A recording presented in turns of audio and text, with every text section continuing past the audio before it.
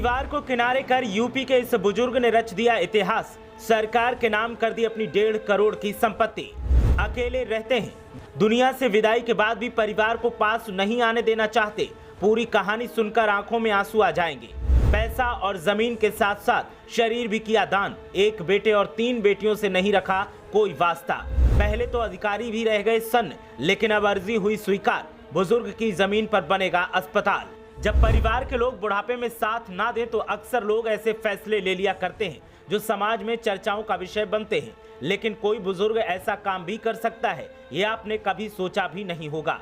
एक अरबपति बिजनेसमैन के सबसे बड़े दान की खबर पिछले कुछ महीनों पहले आपने देखी होगी, लेकिन अब यूपी के ही एक बुजुर्ग ने अपनी करोड़ों की सारी संपत्ति सरकार को दान में दे दी है और बाकायदा इसकी रजिस्ट्री रजिस्ट्रार के कार्यालय में दर्ज करवा दी है। इसके बाद से हर कोई इस बुजुर्ग व्यक्ति के फैसले की तारीफ तो कर ही रहा है, साथ ही उनके जीवन की दास्तान जानने को भी उतावला हो रहा है।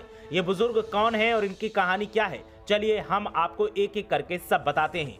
दरअसल मुजफ्फरनगर के खतौली के रहने वाले एक बुजुर्ग ने अपनी संपत्ति को योगी सरकार को देने का फैसला किया है। 80 साल के बुजुर्ग नाथू सिंह के पास 1.5 करोड़ रुपए का घर और जमीन है। उनके एक बेटा और 3 बेटियां हैं। उनका बेटा सहारनपुर के एक स्कूल में टीचर है। तीनों बेटियों की शादी हो चुकी है। पत्नी की मौत के बाद से बुजुर्ग नाथू सिंह वृद्धाश्रम में अकेले रह रहे हैं। परिवार का कोई भी सदस्य उन्हें देखने तक नहीं आता। उसके बाद उन्होंने यूपी सरकार को संपत्ति सौंपने के लिए एक हलफनामा दायर किया, जिसमें अनुरोध किया है कि उनकी मृत्यु के बाद सरकार उनकी जमीन पर स्कूल या अस्पताल खोलने के लिए भूमि का उपयोग कर सकती है।